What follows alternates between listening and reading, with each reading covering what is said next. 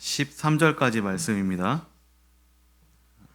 고린도전서 8장 1절에서부터 13절까지 말씀 우리 한 절씩 교독하겠습니다. 제가 먼저 읽겠습니다. 1절입니다. 우상의 제물에 대하여는 우리가 다 지식이 있는 줄 아나 지식은 교만하게 하며 사랑은 덕을 세우나니 만일 누구든지 무엇을 아는 줄로 생각하면 아직도 마땅히 알 것을 알지 못하는 것이요 또 누구든지 하나님을 사랑하면 그 사람은 하나님도 알아주시느니라. 그러므로 우상의 제물을 먹는 일에 대하여는 우리가 우상은 세상에 아무것도 아니며 또한 하나님은 한 분밖에 없는 줄 아노라. 비록 하늘에나 땅에나 신이라 불리는 자가 있어 많은 신과 많은 주가 있으나 그러나 우리에게는 한 하나님 곧 아버지가 계시니 만물이 그에게서 났고 우리도 그를 위하여 있고 또한 한 주 예수 그리스도께서 계시니 만물이 그로 말미암고 우리도 그로 말미암아 있느니라. 그러나 이 지식은 모든 사람에게 있는 것은 아니므로 어떤 이들은 지금까지 우상에 대한 습관이 있어 우상의 제물로 알고 먹는 고로 그들의 양심이 약하여지고 더러워지느니라. 음식은 우리를 하나님 앞에 내세우지 못하나니 우리가 먹지 않는다고 해서 더 못 사는 것도 아니고 먹는다고 해서 더 잘 사는 것도 아니니라. 그런즉 너희의 자유가 믿음이 약한 자들에게 걸려 넘어지게 하는 것이 되지 않도록 조심하라. 지식이 있는 내가 우상의 집에 앉아 먹는 것을 누구든지 보면 그 믿음이 약한 자들의 양심이 담력을 얻어 우상의 제물을 먹게 되지 않겠느냐. 그러면 내 지식으로 그 믿음이 약한 자가 멸망하나니 그는 그리스도께서 위하여 죽으신 형제라. 이같이 너희가 형제에게 죄를 지어 그 약한 양심을 상하게 하는 것이 곧 그리스도에게 죄를 짓는 것이니라. 함께 13절 읽겠습니다. 그러므로 만일 음식이 내 형제를 실족하게 한다면 나는 영원히 고기를 먹지 아니하여 내 형제를 실족하지 않게 하리라. 아멘. 기독교의 핵심 가치에 대해서 우리가 생각을 해보면 아무래도 그 핵심 가치는 사랑인 것 같습니다.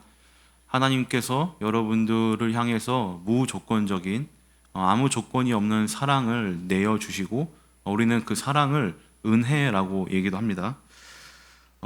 하나님의 사랑을 받은 우리는 이제 나 혼자 그 사랑을 독차지하는 게 아니라 하나님께 대한 다시 그 사랑을 올려드리고 또 하나님의 말씀을 깨달아 우리에게 주신 내 주변 이웃과 형제와 자매를 사랑할 수 있는 것까지 가야 합니다. 그러니까 하나님의 사랑을 받은 우리는 그 사랑을 알아서 이웃을 사랑하는 데까지 가야 된다는 것이죠. 순서로 보자면 하나님이 우리를 여러분들을 먼저 사랑하셨고 우리는 그 아들 예수 그리스도의 십자가를 통해서 하나님을 알고 또 그 사랑을 깨달았습니다. 그리고 그 사랑을 안 우리는 다시 하나님을 사랑하며 또 이웃을 사랑할 수 있는 이러한 순서가 된다는 것이죠. 여러분들은 지금 이웃을, 가족을 사랑하고 계십니까? 남자친구와 여자친구만 사랑하는 것이 아니라 여러분들의 지체를 어떻게 대하고 있는지 한번 확인해 보시기 바랍니다. 그래서 여러분들, 우리 성도는 어쩌면 사랑꾼이 되어야 합니다. 사랑을 받을 줄 알고 사랑을 할 줄 알며 또 그 사랑의 내용이 무엇인지 알아야 된다는 것이죠. 고린도 교회의 문제는 이러한 사랑이 없었다는 것이 가장 큰 문제였습니다. 아니, 사랑이 있었지만 그 사랑은 잘못된 사랑이었고 또 편협한 사랑이었고 온전한 사랑이 아니었습니다. 그들은 무리를 지어서 자신의 무리에 속한 사람들만 사랑을 했었고요. 또 사랑보다 더 귀한 가치, 지식과 지혜를 그 위에다가 두었습니다. 또한 사랑보다 능력을 우선시했던 모습도 보였습니다. 우리는 이러한 맥락에서 오늘 우리에게 주어진 이 고린도 교회의 사건을 살펴봐야 될 것 같습니다. 오늘 본문은 고기 사건으로 유명한, 어떻게 보면 고린도전서에서 가장 유명한 한 에피소드이지 않을까 싶습니다. 여러분들 그 사도 바울이 이 비건을 선포했던 이 말씀이 오늘 말씀에서 나오는데요. 어떻게 해서 이 선언이 나오게 되는지 오늘 함께 차근차근 오늘 말씀을 살펴보도록 하겠습니다. 오늘 말씀을 좀 이해하려면 우리가 2000년 전에 고린도 그 도시 그 당시의 상황을 좀 우리가 살펴봐야 될 것 같습니다. 고린도의 이 배경이 로마 시대는 어떻게 보면은 우리랑은 좀 차원이 다른 시대를 살고 있었는데요. 우리가 생각하고 있는 그 이방 신전이 있지 않습니까? 산 위에 있는 그 이방 신전은 지금으로 치자면 아주 좋은 레스토랑, 문화 공연과 함께 음식을 즐길 수 있는 그러한 곳이 바로 이방 신전이었습니다. 당시 발견된 문서를 이렇게 제가 통해서 봤는데요. 어떤 유명한 지인, 유명한 사람들이 자신들의 지인을 초대하는 글을 그 문서에서 확인했습니다. 그런데 이런 글귀가 있었는데요. 내용은 이렇습니다. 산 위의 신전에서 여러분들을 초대합니다. 저와 함께 신들과 함께 좋은 만찬과 축배를 듭시다 라면서 이렇게 어떤 유망한 가문이 사람들을 초대한 것을 볼 수가 있습니다. 이렇듯 신전은 비단 우리가 생각했던 것처럼 우상 숭배만 하는 곳이 아니었습니다. 이곳은 사람의 여러 욕구를 충족시켜주는 그러한 장소가 바로 이방 우상 신전이었다는 것이죠. 앞일에 대한, 내 앞에 일어날 일에 대한 그러한 불안을 해소할 수 있는 안전 욕구를 충족할 수 있는 곳이 이러한 우상 이방 신전이었고요. 또한 그 이방 신전 입구에는 수많은 이 여인들, 그러니까 우리가 알고 있는 그 창기들이 있어가지고 그곳에 가면 우리가 성욕을 또 해소하고 성욕을 풀 수도 있습니다. 또한 마지막으로 그곳에서는 수많은 희생 제물들이 벌어지고 잡혀지고 요리가 되어짐으로 말미암아 우리의 그 당시 사람들의 식욕까지도 해결할 수 있는 그러한 곳이었죠. 오늘날로 치면 종교시설, 문화센터, 그리고 레스토랑까지 있는 종합 쇼핑몰이 있는 그러한 장소가 바로 이방 신전이었다는 것입니다. 이곳에서는 그 많은 희생 제물들을 다 소비할 수가 없었습니다. 그래가지고 어떻게 했냐면 그 남은 그 이제 고기들을 시장에 내다 팔아가지고 이윤을 취했던 것이죠. 그래서 당시 시장에 풀린 고기는 모두 다 이 우상 숭배 시에 사용되었던 희생 제물들이었습니다. 소와 양, 수많은 가축들이 다 이미 산에서 신의 이름으로 더럽혀지고 요리되어지고 도축되어진 다음에 시장에 내려와서 일반 사람들에게 팔렸던 것이죠. 그래서 그 당시에 고기를 먹는다는 느낌을 오늘날로 치면은 마치 우리가 제사 지내고 난 다음에 그 시루떡이라고 할까요? 아니면 그 요즘에 그 고사 지낼 때 돼지 입에다 뭐 넣습니까? 돈 넣고 이제 고사를 지내는데 그 돼지 머리고기를 먹는 느낌이라고 할까요? 오늘날로 치면 이렇듯 우리는 이런 것들을 생각할 수 있습니다. 어떻게 생각합니까? 굉장히 찝찝하겠죠. 그 고기를 먹는다는 것은 다른 걸로도 생각을 할 수 있습니다. 고기는 사실 우리가 먹고 있는 이 육고기는 50년 전만 해도 굉장히 접하기 어려운 여러분들 잘 모르실 수 있겠지만 저희 어릴 때만 해도 고기 반찬은 굉장히 좋은 것이었습니다. 그러니까 6, 70년 전만 해도 이 고기는 귀한 음식이었다는 것이죠. 이렇게 축산이 발전되고 또 가축을 대규모로 기르고 양질의 고기를 얻을 수 있는 것은 그렇게 오래된 일이 아닙니다. 지금도 고기 사주면 좋은 사람입니까? 안 좋은 사람입니까? 다 좋은 사람이라고 생각을 하죠. 저도 싼 고기를 여러분들이 많이 제공을 합니다. 이렇게 돈가스 먹으러 이렇게 많이 가긴 하는데요. 고기 사주면 좋은 것처럼요. 당시에도 마찬가지였습니다. 이 고기는 굉장히 귀한 것이었습니다. 특히나 이 하층민들에게는 이 매일 고기를 먹는다는 것은 상상할 수도 없고 한 달에 몇 번, 1년에 손가락이 꼽을 만큼 고기를 먹는 그렇게 아주 귀한 음식이었다는 것이죠. 그래서 신전에서 열리는 축제들은 이런 고기를 마음껏 먹을 수 있는 그러한 몇 안 되는 날이기도 했습니다. 고린도에서는 이제 1년에 몇 번 정도 이 대규모 제사를 드리고 또 축제를 벌이고 또 여러 가지 행사들이 열렸습니다. 이 올림픽과 비슷한 이 성격의 이런 도시 간의 화합을 이렇게 일으키는 그런 운동 경기를 하기도 했는데요. 이걸 이제 이스미안 경기라고 불리웁니다. 이것이 우리가 보고 있는 이 고린도전서 9장에도 나와 있습니다. 9장에 보면은 운동 경기라고 하는 그러한 말씀이 있는데요. 이러한 행사에 참여한다는 것은 어떻게 보면은 내가 이 고린도의 주류 시민이다. 내가 어느 정도 이 시민의 권리를 누리고 있다는 것을 보증하는 그러한 것이기도 했습니다. 쉽게 말해 여러분들, 내가 그 축제에 참여함으로써 사회적 인지도를 누릴 수 있다는 것이죠. 금천구에서 여러분들 구청장님께서 여러분들을 초대해가지고 축제에 나오라고 합니다. 여러분들 거기에 초대된 것이 얼마나 큰 기쁨이고 또 명예이고 내가 거기에서 사람들과 만남을 갖고 교제장을 누리는 것이 굉장히 시민으로서의 특권이라는 것이죠. 아마 이런 축제와 행사에 고린도 교인들이 참여한다면 당연히 그곳에는 무엇이 있었겠습니까? 예, 우상에게 바쳐진 고기와 또 여러 가지 음식들이 있지 않았겠습니까? 1년에 몇 안 되는 대규모 축제와 향연, 그리고 그들 앞에 차려진 그 제사 고기들, 희생 제물로 바쳐진 그 음식들은 아마 고린도 교인들에게 있어서 이것을 먹냐 마냐, 또 이러한 행사에 참여하냐 참여하지 마냐, 이것은 굉장히 큰 고민거리였을 것입니다. 이러한 배경을 우리는 알아야 됩니다. 그래서 이 고린도 교회는 아무래도 이 고기와 또 이러한 우상 신전 축제에 대해서 여러 가지 내홍이 있었던 것 같습니다. 그래서 고린도 교회는 이러한 상황을 어떻게 헤쳐나가야 될지 아마 사도 바울에게 물어본 듯합니다. 그래서 고린도전서 우리가 읽었던 8장 1절을 보면 이렇게 얘기합니다. 우상의 제물에 대하여는 이라고 이렇게 오늘 말씀 8절을 시작하는데요. 이제 앞서서 이제 우리가 6장에서도 우리가 고린도 교회 사람들의 슬로건을 봤던 것이 기억이 날 것입니다. 6장에서는 어떤 슬로건을 내미쳤냐면 이 고린도 교회 교인들이 모든 것이 다 내게 가하다, 모든 것을 내가 할 수 있다라는 그러한 자유의 슬로건을 외쳤습니다. 그런데 이 8장에서는 어떠한 슬로건을 외치냐면 지금 오늘 우리가 1절에서 본 듯이 우리는 다 지식이 있다라는 슬로건을 외치고 있습니다.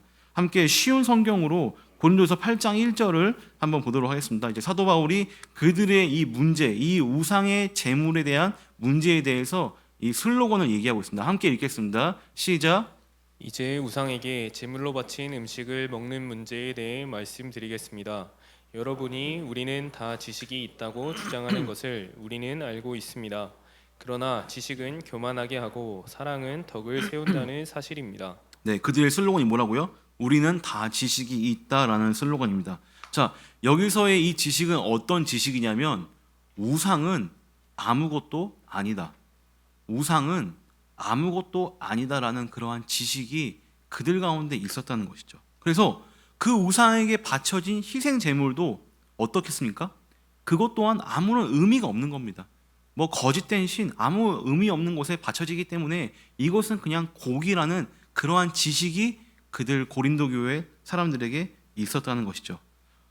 물론 이것은 맞는 말입니다. 틀린 말이 아닙니다. 그들이 그러한 지식으로 오직 유일신 하나님만이 신이기 때문에 다른 우상신들과 그곳에 바쳐진 고기는 괜찮다라는 얘기는 맞습니다. 그런데요, 그들 고린도 교회는 어떠한 사람들도 있었냐면 바로 이러한 지식이 있는 사람들, 하나님에 대한 신인식이 있는 사람들도 있을 뿐만 아니라 반대로 이러한 지식이 없는 사람들, 이러한 하나님에 대한 온전한 신인식이 없는 사람들도 또한 있었다는 것입니다.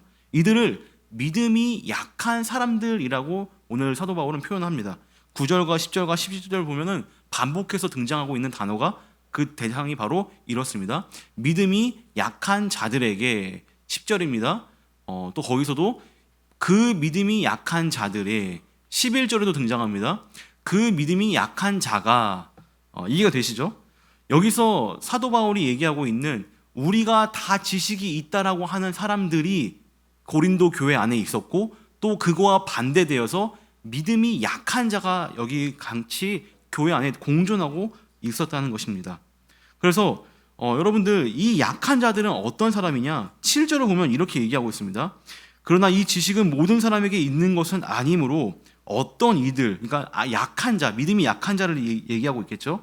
지금까지 우상에 대한 습관이 있어 우상의 제물로 알고 먹는 거로 그들이 양심이 약하여지고 더러워지느니라 라고 얘기를 합니다. 그러니까 이들은 아직까지도 우상에 대한 습관이 있습니다. 그 고기를 보면서 우상을 떠올립니다.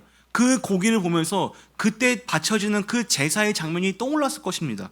이러한 사람들, 이들은 어떻게 보면은 얼마 믿지 안 된, 믿은 지 얼마 안 된 초신자들이지 않을까라는 그런 추측을 해볼 수 있습니다. 강한 양심을 가지고 강한 믿음을 가진 자와는 달리 이들은 이렇듯 어려움을 고기를 보면서 당하고 있다는 것이죠. 어떻게 보면 이렇게 고린도 교회 내부의 상황을 우리는 볼 수 있습니다. 정리를 해보자면 이 강한 자들, 그러니까 지식이 있고 우상은 아무것도 아니며 고기를 먹어도 된다, 아무런 거리낌이 없다라는 그런 사람들, 이 사람들은 음식을, 그런 고기를 사 먹고 또 연례 행사로 펼쳐지는 그러한 축제와 페스티벌에 참여했습니다. 또 그 고기를 사 먹을 수 있다는 것은 어느 정도 경제력도 있었다는 얘기겠죠. 또 도시의 축제와 그런 행사에 초대되었다는 것은 어느 정도 사회적 지위를 누리는 사람들이라고 우리는 생각해 볼 수 있습니다. 그리고 이들은, 이 강한 자들은, 이 사회적 지위가 있는 자들은, 고기를 사 먹을 수 있는 이 사람들은 자신만 먹은 것이 아니라 이제 그 약한 자들, 믿음이 없는 자들, 그 우상의 고기를 먹으면서 거리낌을 받는 사람들에게 그 고기를 먹도록 종용한 것 같습니다. 믿음이 약한 자들은 도시 축제와 그 행사에 참여하기를 꺼리고, 또 어떻게 보면은 그 시민의 특권을 포기하냐 마냐, 내가 그것을 누리냐 누리지 않느냐, 이러한 고민 가운데 이 강한 자들이 이 믿음이 약한 자들을 끌어온 것이죠. 그래서 그들에게 어떻게 합니까? 그들을 보면서 어느 정도 담력을 얻어서 그 행사에 참여하고 그 축제에 참여하고 고기를 먹은 것으로 보입니다. 8절의 후반절을 보면은 이미 이 약한 자들은 음식을 먹고 양심이 약하여졌다라고 얘기합니다. 그러니까 양심의 가책을 느끼고 그 우상 숭배를 한 것처럼, 그것에 일조한 것처럼 느꼈다는 것을 볼 수 있다는 것이죠. 사실 이런 일들은 오늘날에도 충분히 일어날 수 있는 그런 일입니다. 믿음이 강한 자, 신앙생활을 오래 한 사람들과 반대로 믿음이 약하고 지식이 충분하지 않고 초신자와는 늘 언제나 차이가 있습니다. 믿음이 약한 자들은 믿음이 강한 자의 모습을 보면서 순수한 마음을 가졌고, 또 어떻게 보면 연약한 믿음으로 시선을 가져서 이 강한 자를 바라봤을 때 그들이 넘어질 수 있고 시험에 들 수 있다는 것이죠. 저의 예를 한번 들어보도록 하겠습니다. 저는 이 신나는 음악을 좋아합니다. 최신 가요와 EDM이라고 혹시 아시나요? 일렉트로닉 댄스 뮤직이라고. 예. 그 저의 몇 안 되는 그 스트레스를 푸는 방법 중에 하나가 이 EDM을 틀어놓고 차에서 신나게 시흥대로를 달리는 것입니다. 근데 아니, 목사가 창문 내려놓고 고개를 끄덕이면서 신호대기를 하는 모습을 초신자가 봤어요. 그러면 시험에 들까요, 안 들까요? 시험에 들겠죠. 맞습니다. 또 제가, 이거는 이제 사실이 아닙니다. 가정인 것입니다. 제가 토요일 밤 8시만 되면 편의점에 나아가가지고 명당을 찾습니다. 그래서 그 명당 자리에서 뭘 할까요? 수성 사인펜을 꺼내 들고 번호를 찍어오는 그러한 모습을 누가 봤어요. 그럼 어때요? 시험에 들까요, 안 들까요? 시험에 든다는 것이죠. 여러분들, 이게 덕이 안 되는 것입니다. 죄를 지은 건 아니지만 그 믿음이 연약한 사람이 봤을 때 덕이 안 되고 시험에 들 수 있다는 것이죠. 여러분들, 안 되는 건 아니지만 이렇듯 여러분들, 그래서 저는 물론 이렇게 성도님들, 그러니까 우리 지체들이 제 차에 타면 저는 얼른 이제 극동방송을 틉니다. 막 이렇게 찬양이 주님을 생각만 해도 이렇게 좋구나 막 찬양 흘러나오고, 물론 여러분들 시험 안 들게 이제 하지만 저랑 같이 차를 탔는데 내가 음악을 신나는 걸 듣다 그러면 여러분들은 저에게 신뢰를 얻은 사람인 것입니다. 비밀 유지가 된다는 것을 이제 어느 정도 이제 하고 하는 건데, 자, 어쨌든 간에, 자, 여러분들, 고린도 교회의 문제가 이것이었습니다. 강한 자들은 하나님을 안다고 얘기합니다. 그런데 그 아는 것에서 행동하고 우상의 재물을 먹었습니다. 근데 그것이 틀렸다는 거예요. 맞지 않는다는 겁니다. 그들은 하나님을 진정으로 알지 못했고 이웃을 사랑하는데 실패했기 때문에 그들은 틀렸다고 얘기할 수 있습니다. 반대로 약한 자들, 이 믿음이 약한 자들도 잘한 건 아닙니다. 왜냐하면 그들은 믿음이 온전치 못했습니다. 계속해서 그 우상의 양식, 우상의 그 재물에 대해서 찔림을 받는 사람들입니다. 온전하게 하나님을 믿지 못했고 온전한 믿음으로 그들은 성숙하지 못했습니다. 자, 오늘 말씀을 저는 두 가지로 한번 적용해 보고자 합니다. 첫 번째입니다. 첫 번째로 제가 적용해 볼 것은 사랑이 없는 지식은 아무 쓸데가 없다라는 겁니다. 사랑이 없는 지식은 아무 소용이 없다. 여러분들, 지식적으로 아는 것, 내가 지식적으로 어떤 정보를 아는 것은 그것은 진정으로 아는 것이 아닙니다. 한번 사랑하는 사람, 여러분들의 그 연인, 그 이성 친구에 대해서 한번 대입을 해보겠습니다. 여러분들 연애를 해보신 분들은 알 것입니다. 연애의 시작은 어떻게 되죠? 그 시작 단계가 어떻게 시작됩니까? 사랑이 어떻게 빠지게 됩니까? 그 사람이, 그 대상이 궁금해지기 시작합니다. 저 사람에 대해서 알고 싶다라는 감정이 생기면 어떤 감정으로 귀결되죠? 사랑으로 빠지게 됩니다. 다들 안 해보셨어요? 저만 아는 그런 정보인가요? 내가 이 상황을 사랑하기 전까지는 어떻게 보면은 그냥 그 사람에 대한 일반적인 정보, 뭐 인상, 말투, 뭐 그냥 배경, 아주 얕은 배경밖에는 모릅니다. 그런데 여러분들, 내가 그 사람을 사랑하게 되면 이제 본격적으로 알게 되죠. 그 사람이 어떤 사람인지 정확하게 알게 됩니다. 이해가 되고 또 그 사람에 대해서 용납할 수도 있습니다. 내가 그 사람에 대해서 어느 정도 희생할 수도 있는 것이죠. 사랑이라는 것이 이렇게 한 사람을 알아가는 것에 대해서 많은 것들을 제공하고 또한 변화시켜주는 것을 알게 됩니다. 자, 이것을 한번 하나님과의 관계로 한번 끌어가 봅시다. 하나님과의 관계로서요. 자, 하나님은 여러분들을 알고 있을까요? 모를까요? 여러분들을 알고 있겠죠. 여러분들을 다 알고 있습니다. 근데 성경에서 하나님이 그 사람을 알고 있다는 것은 그냥 단순한 알미 아닙니다. 그 안에는 야다라는 뜻, 그러니까 사랑의 관계가 그 안에 들어가 있습니다. 하나님은 여러분들을 사랑하셨기에 자신의 아들 예수 그리스도를 내어주기까지 하십니다. 그 아들을 십자가에까지 몰아하셨던 거죠. 그래서 여러분들, 이러한 것을 하나님이 여러분을 사랑했다라는 그러한 표현으로는, 그 표현 밖에는 쓸 수가 없습니다. 우리는 그 하나님의 사랑을 받은 사람이라는 것이죠. 우리도 그 사랑을 알았다면 그 사랑에 대해서 또한 반응을 하게 됩니다. 고린도 교인들은 주장을 했습니다. 자신들은 이렇게 얘기했습니다. 어떻게 그들이 8장 1절에서 얘기했습니까? 내가 이러한 지식, 내가 하나님을 알고 있다라고 얘기를 합니다. 우리는 하나님을 알고 있다. 나는 하나님을 알고 있다. 나는 예수님을 알고 있다라고 그렇게 천명합니다. 그러나 여러분들, 그들은 진정으로 하나님을 알았습니까? 아닙니다. 왜 아니에요? 그들에게는 사랑이 없었기 때문입니다.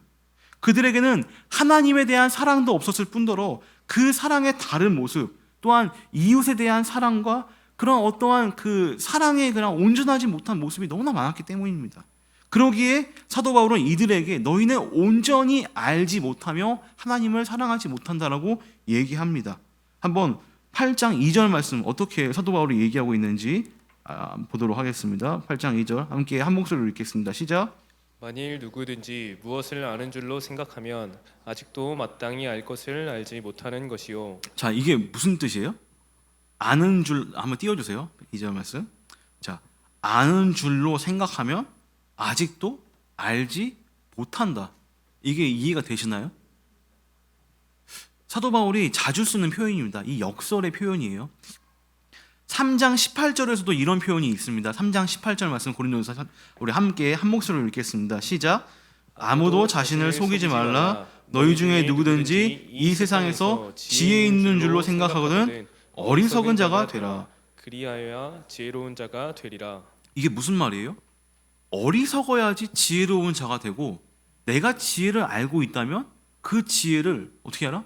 포기해라. 혹은 지혜롭게 행동하지 말아라. 그런 생각을 하지 마라. 여기까지 가는 것입니다.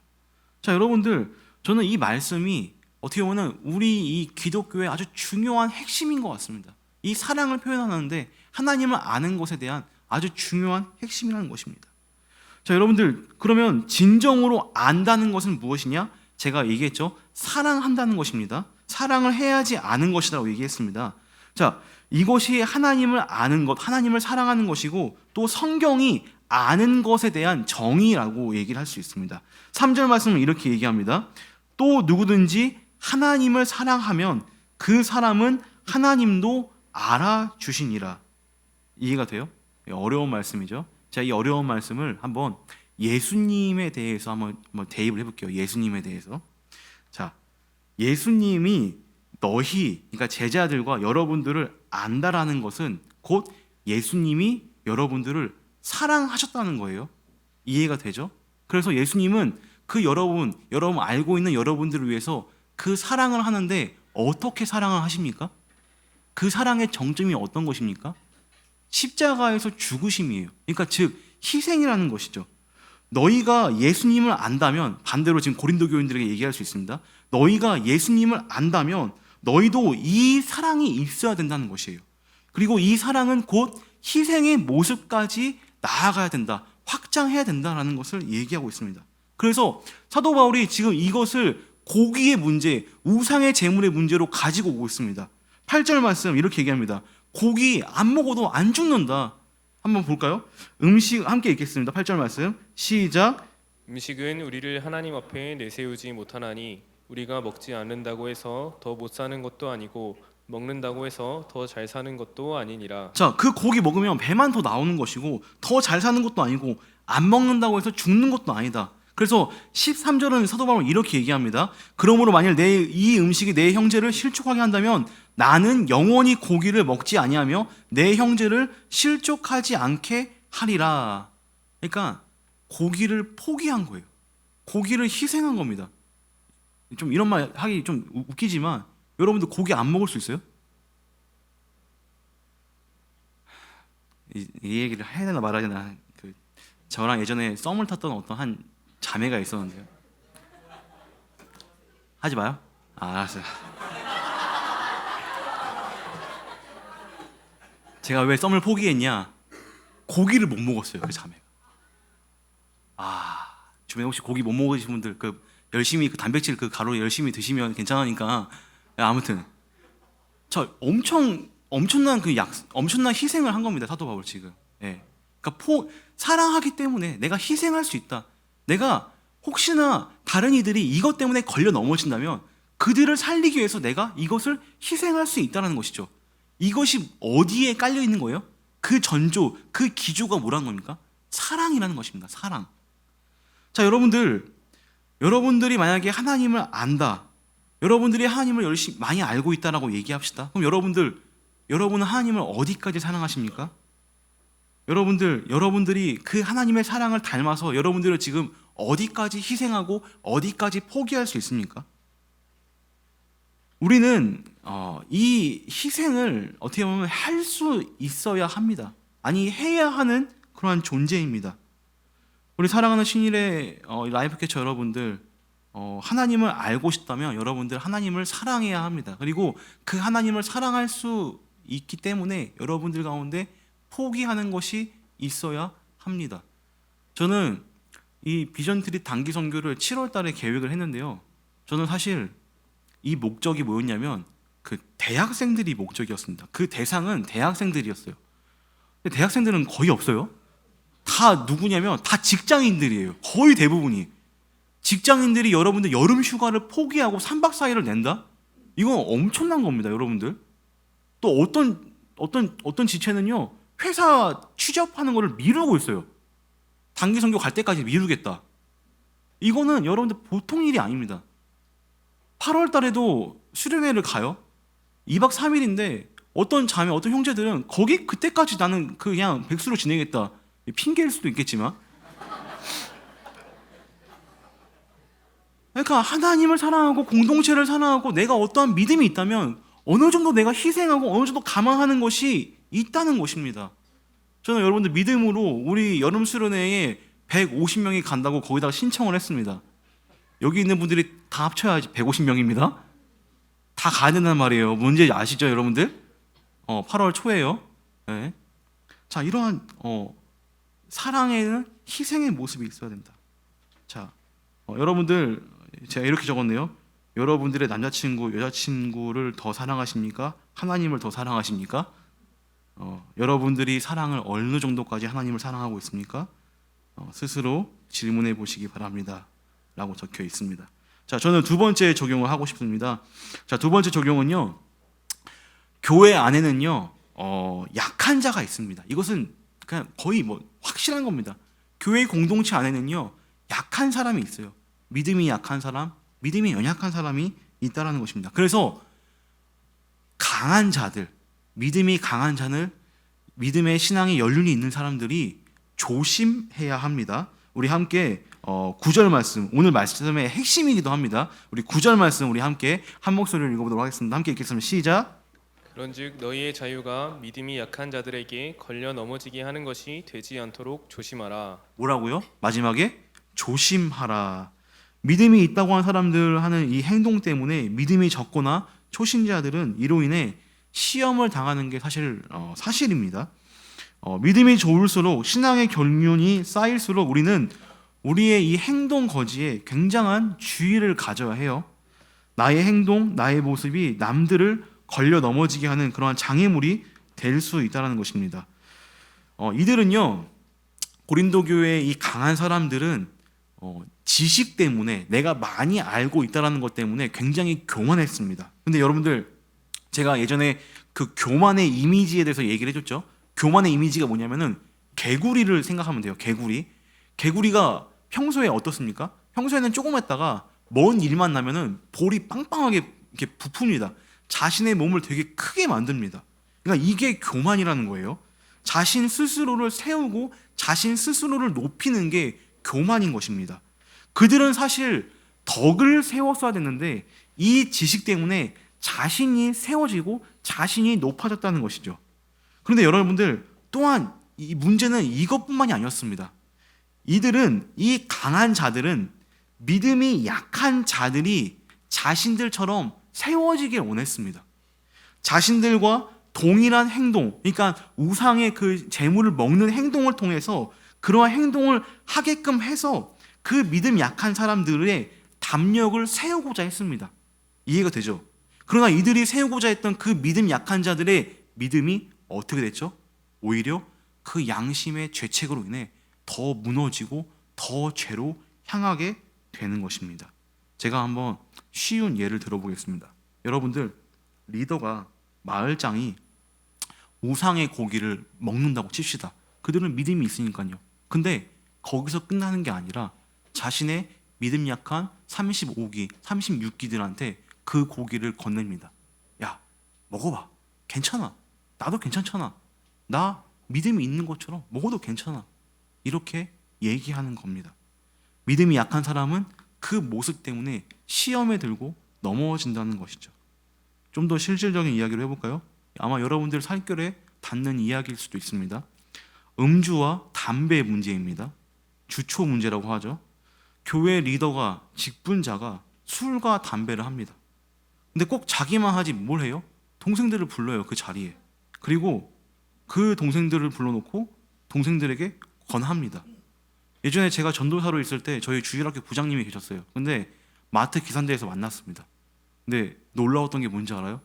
그 주일학교 부장이 양손에 소주와 맥주를 가득 들고 계산하는 모습을 제가 본 거예요. 22살짜리 전도사가 그 모습을 보고 얼마나 무너졌겠습니까? 예, 그런 일 얼마나 얼마나 부끄러워요. 물론 뭐 여러분들 그 술과 담배 사실 이것만 말하면 안 되죠. 한국 기독교 수준을 너무 얕보는 겁니다. 이렇게 하면은. 자, 여러분들 술과 담배, 헌금, 뭐 교회 출석, 뭐 주일에 눈에 보이는 걸로만 우리가 오케이가 된다면 믿음이 좋아 보이죠? 근데 여러분들 술, 담배는 안 하지만 믿는다고 하는 사람들이 얼마나 사회에서, 회사에서 안 좋은 짓을 많이 합니까? 탈세하고 편법하고 불법 저지르고 성실하지 않고 남 뒤에서 험담하고 믿는다고 하는 사람들이, 교회 다닌다고 하는 사람들이 이러한 모습을 얼마나 많이 보여주고 있습니까? 제가 군대에서 예전에 어른들 예배에서 얘기를 했는데요. 그 교회 다니는 그 2명의 제 선임이 있었습니다. 근데 한 명은요, 너무 믿음이 좋아요. 너무 신실해요. 정말 뭐 매주 주말만 되면 교회에 가서 교회에 삽니다. 군대 이제 장교였어요. 대위였어요. 근데 일을 너무 못해요. 항상 사람들이 욕을 먹어요. 그리고 좀 약간 안 그랬으면 좋겠는데 너무 뻔뻔해요. 빠지는 것들, 어떤 뭐 근무 서는 것들, 아시겠지만 근무도 막 주말에 한 번씩 서야 되는데 자기는 죽어도 못 쓰겠다는 거예요. 왜요? 교회에 가야 되니까. 근데 반대로 이분은요, 여러분들 아시는 그분일 수 있습니다. 김영생 목사님이라고. 이분은요, 일도 잘해. 교회도 잘 나왔었어요, 그때는. 그리고 하는 그러한 일들과 다 칭찬을 받았습니다. 교회 다니는 걸 티를 안 냈지만 그래도 정말 이 사람은 매력이 넘치는 사람이다, 너무 좋은 사람이다라고 누구나 다 칭찬했습니다.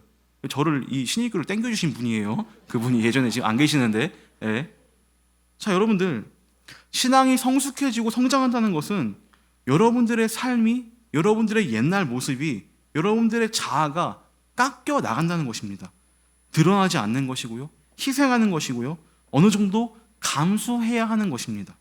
그리고 이것이 제일 큰 특징이 뭐냐면 바로 제가 약간 처음에 얘기했던 사랑의 모습입니다. 사랑하십니까? 하나님을 사랑하십니까? 하나님의 말씀을 얼마나 보고 계십니까? 여러분들의 이웃과 여러분들의 형제와 여러분들 자매를 얼마나 용서하고 용납하고 희생하고 있습니까? 세상에서, 교회에서 뿐만 아니라 세상에서, 여러분들의 직장 동료에서 여러분들은 믿는 자로서 어떠한 평가를 받고 있습니까? 여러분들은 세상 사람들에게 손가락질을 받고 있는 사람들입니까? 아니면 칭찬을 받으며 좋은 사람들로 그렇게 평판이 드러나 있습니까? 이것은요, 여러분들, 우리가 평생 가지고 가야 할 숙제이기도 합니다. 여러분들 삶에서 평생 고민하고 고뇌해야 되는 그러한 문제일 수 있습니다. 저는 여러분들에게 어려운 말을 함으로써 이 어려운 말 때문에 시험에 넘어지란 말이 아닙니다. 여러분들 가운데 믿음이 강한 사람들은 자신의 모습을 깎아서 좋은 그리스도인의 모습으로 좋은 신앙의 선배가 되어주시기 원하고, 믿음이 약하신 분들은 그러한 세상적인 모습들, 세상을 사랑했던 모습들을 과감히 내려놓고 좋은 신앙의 선배들, 주변의 사람들의 모습을 보면서 그들과 비슷한 신앙의 성숙을 이룰 수 있는 그런 우리 라이프캐쳐 여러분들이 되시길 주님의 이름으로 축원드립니다. 우리 이 시간 함께 모두 일어서서 내 모습 이대로 함께 찬양하겠습니다.